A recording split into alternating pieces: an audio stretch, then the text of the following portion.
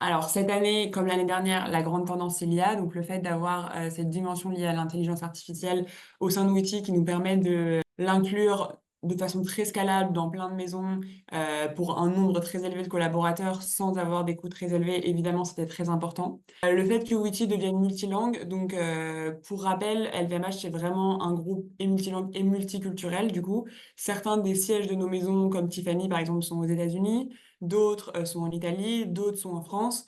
Donc l'idée, c'est que on doit travailler vraiment dans une ambiance multiculturelle.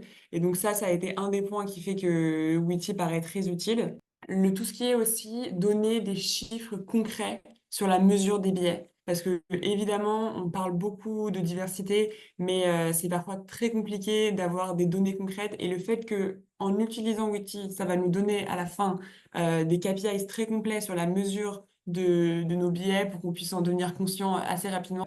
Ça a été un point important. Et si je devais juste citer un use case qui plaît le plus à nos maisons quand je leur présente Witty, c'est vraiment le côté attraction des talents avec les fiches de poste inclusives.